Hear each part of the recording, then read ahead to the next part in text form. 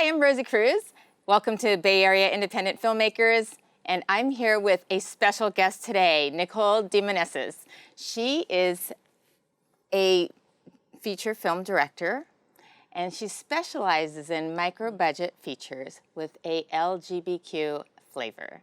So I want to welcome you to the show. Well, thank you. Not a feature film director yet. That's my goal. I've done several short films and have written a feature film script, so the feature film is coming. It's on its way. It's on its way, and it's a lesbian paranormal thriller shot in San Francisco, so I hope people are excited about it. Oh my gosh. Yeah. You know what, I did see that trailer. I was really excited about that. It was a little, yeah, I could feel it had some scary elements to it. You want to talk a little bit about that? We have some great local businesses that are allowing us to shoot in their space because part of the film, the characters are tourists, so they're coming to San Francisco, and I want people to actually experience San Francisco the way they would a tourist, and but there's also kind of off the beaten path. They're not going to the regular tourist stuff that you would usually do, kind of the insider. Like you want to go to that nice dive bar, or, walk the streets of Mission and see all the great street art, and I want to showcase that. Yeah. I think that's every part of San Francisco and the Bay Area, of course, is really unique. It's as unique as its weather, because there's all these microclimates everywhere, and you don't feel like you're in the same place. So San Francisco itself has a very haunted history, and so there were so many great ghost stories to choose from initially that I wanted to also make its way into the film as well. So it's centered around one specifically, the Ghost of Stowe Lake. Do you know that story? No, I don't, but I'm a little surprised because I lived off 19th Avenue for a few years, so I've never heard of that story at all. So. It's a darker one. Originally, I was reaching out to the Queen Anne Hotel for the ghost story around Miss Mary Lake, and that one, room 410, has a haunted history that was her years ago when it was an all-girl boarding school. That was her initial office, and so it said that she still haunts that room today. So when guests go and stay in that room, but apparently she's a nice ghost. She picks up after people and tucks them in at night. And I was like thinking, oh, wouldn't that be funny to do kind of a rom-com with a ghost story interlaid to it, where the ghost helps the couple? I reached out to that hotel, but apparently people have taken advantage in the past, and they didn't want to allow filmmakers to come in. But I thought that was a fun ghost story, like, oh, a nice ghost. But in my research, the more I researched other ghost stories, the Ghost of Stowe Lake has a very dark past. And that around 1906, after the earthquake, a woman goes to Golden Gate Park and walks around Stowe Lake, and she meets a friend, and she sits down at the bench, and she's talking with her friend. She's pushed her stroller with her child in it, and sometime during that conversation, the stroller rolled away into the lake with the child, and after her conversation, she's looking around and she can't find what happened to her baby. Where'd it go? Oh. She looks all over the place, running up and down, asking people, have you seen my baby? Where's my baby? The last place she decides to look, day turned into night, night turned back into day. The last place she looks is the lake. She goes into the lake looking for her child, never comes back out. That's the folklore surrounding that. Oh. And it's said if you go to Stowe Lake today and you say the chant, white lady, have you seen my baby?" 3 times, that she'll appear to people, and if you answer, yes, I've seen your baby, she'll haunt you forever. If you say no, she'll kill you. So that's a much darker story than the other one. Yeah, so wouldn't it be fun to have a lesbian couple that has to deal with that ghost, and how do they handle that in their romantic weekend? Oh, wow. Yeah. A lot of elements there. That's a lot of stress. Wow. You made me think of a couple of different stories that I heard about, in San Francisco, which is... also, there's a cop ghost that haunts Golden Gate Park as well, giving people tickets, and then they go to pay the tickets, and the cop never shows up because he never really exists because he's a ghost. That's interesting. Yeah. Some of my tickets never really, I mean, if you're gonna run into a ghost cop is the one to run into. Yeah, so. I guess so. Yeah. Makes you slow down and think twice about what you're doing. Yeah. But you don't have to really pay the price. Yeah. That's funny. So, what made you want to get into those types of stories? Like, what was the trigger? And every story has a feeling around it, and so thrillers and ghost stories and all that stuff, it's a very specific genre, and it is a big seller, just those stories in itself. What made you want to like get into that aspect of film? Yeah, well, I love horror as a genre, but specifically, I don't see LGBT characters represented very well in the horror genre. If they are, they get to be the best friend that dies very quickly, or they don't get their happy ending. And I want to see my LGBT characters as the hero or fighting off bad guys and then riding off into the sunset. Like, I don't want them to be the sidekick, like in Buffy. Willow's the nice little witch, and every now and then we'll check in with her and she has a girlfriend and they can hold hands, but, Buffy's the one that's, hooking up with vampires in the cemetery, and yeah, that's the focus of the show. So I really want to bring more LGBT characters to the forefront and tell their own stories. Yeah. And so, how did you get started as a filmmaker? I was always, going back, I always was interested in animation and illustration. And, being a filmmaker never even occurred to me. I thought, I had to choose between the mediums. Like, I loved animation. I could draw very well. And I thought, oh, that's my path. I'm going to be an animator. And I did that for a long time. And, I enjoyed it. But in telling those stories, like, unless you're Bill Plimpton or some of these other independent animators, you're not really going to get to tell your stories. You're going to work for a big company, and you're going to be a part of the big process, which is making an animated feature. And that's a great process. But if you really have stories you want to tell, trying to find a way to do that, and filmmaking allowed me to do that in a quicker way than if I were to animate everything by hand and draw everything by hand. So actually, this time last year, I just finished crowdfunding for my first short film on Seed and Spark. And we were successful. We raised like $4,000. And I was like thinking, oh, this is the proper way to do filmmaking. We've raised our money. We're gonna go right into production. We have our actors. We have our locations. And then, of course, what happens in filmmaking, everything that can go wrong sometimes does go wrong. Yeah. So after all that fundraising and a bunch of other things that happened, we walked away without having finished a film. And the same, yeah. If people wanted, they can go to Seed and Spark and look at new recruits and hear all about that story. But also at the same time, I got hired to work on the first feature film, which was really exciting for local director Jude Johnson. He was doing a feature film called Freshman Year, and I was brought on to be associate producer and second AD and help hire crew and help find locations and help find extras. And through that process, I met so many great people, and that experience was really great. And after working on that feature film, I was like, all right, I'm ready to do another short again, but this time we're not going to raise any money. No, we're not going to crowdfund. I have $400 that I'm not doing anything with. We're going to make something for $400. We're going to do pre-production for a month, and it's going to be a one-day shoot. We're going to shoot it. We're going to have a set amount of actors. Oh, you know what? I want to have stunts in it. I know a stunt guy. He can walk and talk. He can be an actor. My lead actress, actually, she's kind of a unicorn. She does stunts. She did Muay Thai. She could sing. Beautiful. Looks like a young Selma Hayek. She's my star. All right, we got a movie here. And that was Ukulele Girl. We made that for $400, one-day shoot, and then just recently it showed at Queer Women of Color Film Festival at the Brava Theater in the Mission. Yeah, that was a wonderful festival, and to hear an audience watch my film and react when I wanted them to react. We had a little Chihuahua in it. The Chihuahua was the most difficult actor on the whole set. Oh, no. I specifically picked this Chihuahua, my friend's Chihuahua, Twinkie. Came all the way from Vegas, but Twinkie, she could do certain tricks, and I wrote that into the script, like she could pray, and she could roll over and do different things, and I'm like, oh, people are going to love this dog. I write it into the script the day of. She doesn't feel like doing her tricks. Everyone else showed up, did what they were supposed to do, but Twinkie was the difficult one. She still looked great on camera, but we didn't get her tricks in there. She was a diva. She was a diva. But she showed up for the premiere, and everyone loved her at the premiere. We did a Q&A at the festival, and I brought her up on stage. And they're like, well, who was the most difficult to work with? I was like, the dog. Yeah. That's funny. So I haven't learned my lesson, too. I've made 5 short films so far, and I try and put a little dog in each one when I can. So one short film's called Abuelita, and I put my little Chihuahua in it, and she missed her mark. I had to reshoot, and it was like, come on, throw a little hot dog, get on your mark.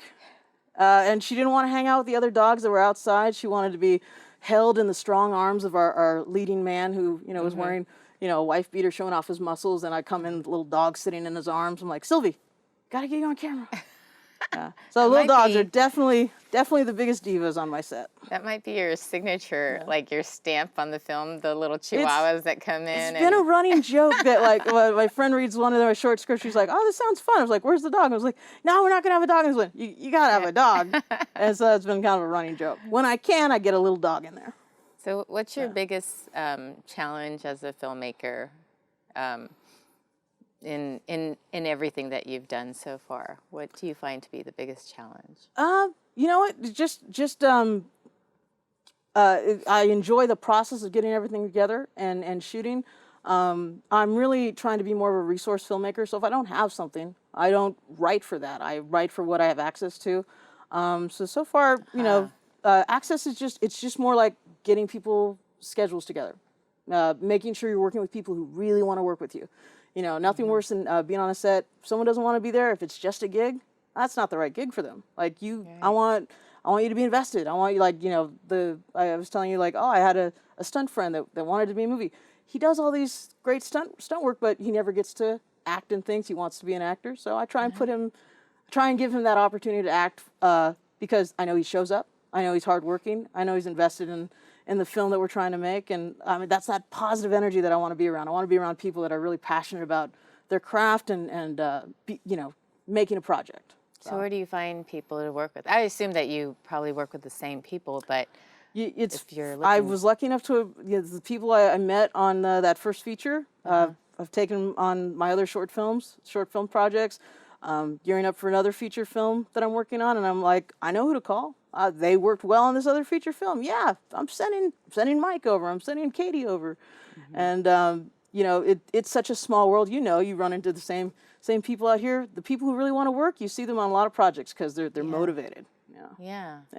Well, and it's a small network of people, just everywhere. It is a small network. That's why positive attitude. You show up ready to work. That's the type of person people want to work with again and again. Yeah. So with your feature that you're developing, and at what stage are you at with your feature? Are you still in the writing process? And what's that like, if that's where you are? I'm doing some rewrites right now. We lost one of our leads, so I'd gone through the process where I'd written some stuff more tailored to that person. So now I'm going through the process of going back over and then just recreating things that I need. But the goal is to move forward pretty quickly. Like, I'd set this goal. I'm shooting something this summer. It might not be this summer, but it's definitely going to be in the next couple months. So how'd you find your lead? I had put the word out. I wanted to work with local LGBT actors, and I had a couple great local responses where I had seen one girl, Stephanie Castillo. She was in this really awesome short film that was in Frameline a couple years back, and also just going through backstage and reaching out to actors, looking at the reels. It's time consuming, and yes, you could hire a casting person, but I usually write for a certain person in mind, and so when I'm looking for an actor, I'm looking for someone that I might see has a spark or something like that. Yeah. So you're out there just digging through all sorts of resources, and so this is great to know, especially for people. Well, a lot actors. of people hand over that responsibility to somebody else. And yeah. If you have a vision, you should at least know who you're looking for, or someone in mind.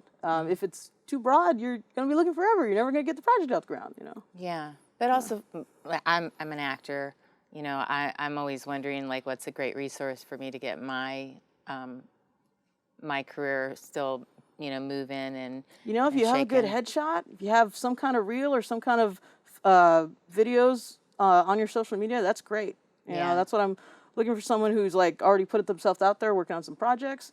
And even if you're not, like, the first thing you can do, the bare minimum, is a good headshot. Nothing worse than someone who's just doing a little peekaboo headshot. I'm like, who I thought see that was those a good too. idea? It's not funny. I can't see your face. That's not going to work for me. I'm going to the next person. Yeah. And people still do that. I don't understand why. They just, Well, like one of my friends who's a stunt guy, Jay Drake is his name. This last project we did was a fighter one, and he still hadn't gotten his headshots done. I'm like, we're changing that. And I reached out to this photographer. He showed up and gave him his first professional headshot. So now that's the very least, he has a good picture moving forward, and I hope he gets hired on other things. What a great friend. Well, you know, like I said, he shows up for me, and he's worked with me in the past where it's like, you know, the first thing we did, the Ukulele Girl, I'm paying everybody else after that one day, and he's like, you know what? Don't pay me. I had a good time. I enjoyed the project. Let me know when you're doing the next project. I'm like, you sure? Like, I'm trying to give you the money. He's like, no, I had a good time. You know, I want to work with you, and that couldn't ask for a better attitude, you know.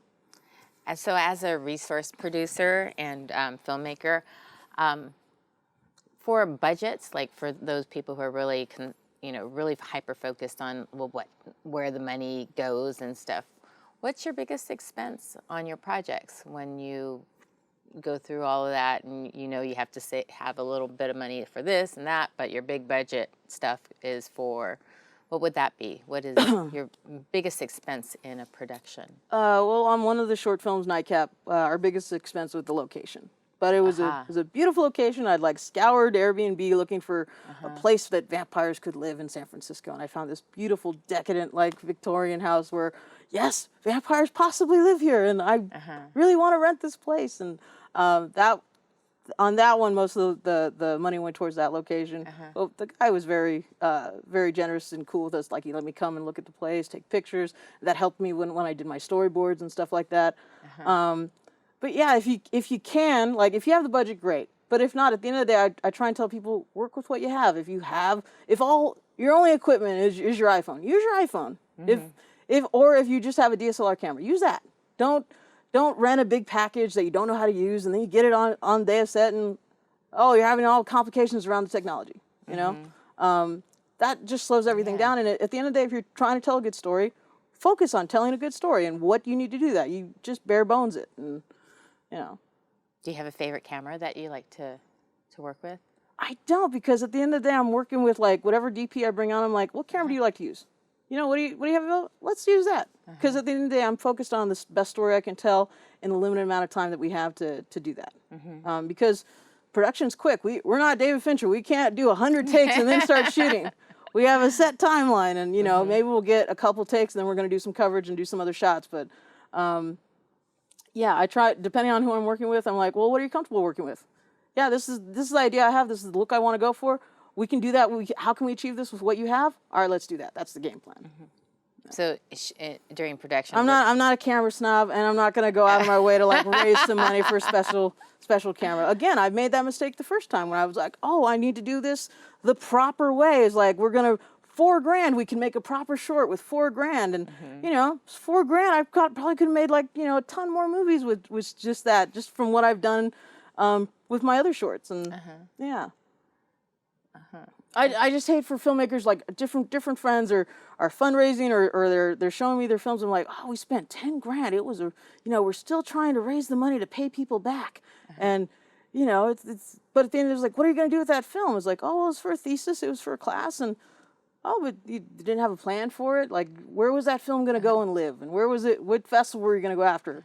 You know, so I would tell people, like, know your audience, who you're going to go after in terms of festivals, because festivals are expensive. You shouldn't just be applying for everything to get every laurel. Like, you know, go after the festival. The community festivals. Like I said, the Queer Women of Color Festival was so great because it was so nice to feel welcomed by a community and who wanted to see my film and who supported me. Those bigger festivals, they didn't look at the film. They took my money, but it didn't get in. And that's just the nature of festivals. They're, they have certain things they're going after. But I think people shouldn't shy away from community festivals, because if you want to film with the community, you have to, those are the people you should be outreaching to. Yeah, no, I agree. Yeah. I think that's and there are some great local festivals to go after. You need to, that's the best start, I think. It's part of community building. That's really essentially what storytelling is, right? Is it's building your community and it's uplifting your community. So, and every filmmaker has to find their audience, period.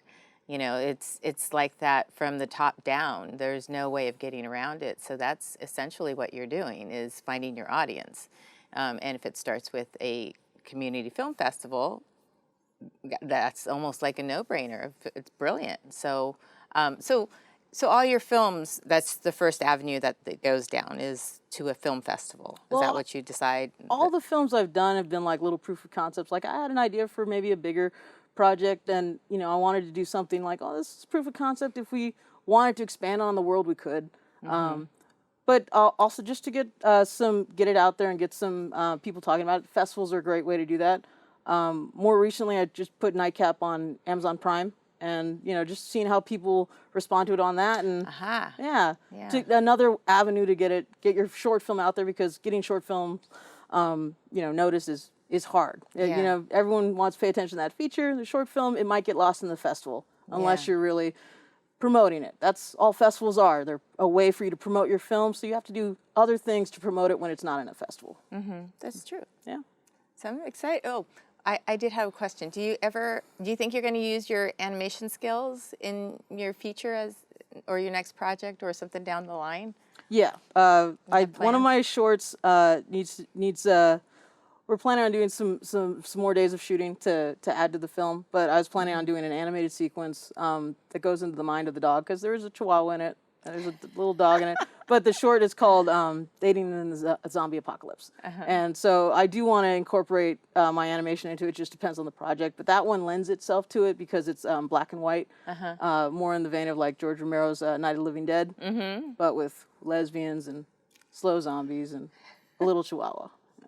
Slow zombies, not fast zombies. Yeah, because if you're a fast zombie, you're not a real zombie. Okay. I love Danny Boyle's films, but 28 Days Later, those aren't zombies. They're infected people. They're not zombies. Zack Snyder's remake of Dawn of the Dead, those aren't zombies. They're infected people. You're not going to convince me that there's such thing as a fast zombie. You're not a zombie if you're fast. Yeah. Okay, good point. So I always like to ask this question about. Because you have so much experience now, and there's always somebody out there looking for advice and stuff. But if you could go back and talk to your 14-year-old self with everything that you know now, what would you say to her? I would say, I always thought I was going to be an animator. That was my path, and it took me a long time to realize, I can be both. I can be an animator, illustrator, and also a filmmaker. Because, like I said, I waited till last year to direct my first short film. And I waited too long. So I would have told myself, don't wait. Maybe looking back now, the technology really wasn't available to me to be a young filmmaker making short films. But the technology is there for people now, and they should be making short films. They should be practicing their craft. Like I said, don't wait, raise lots of money, and then try and make your short film. You should be practicing and honing your skills on, if your budget's $10, make a $10 short film. And work within your budget and work within your resources.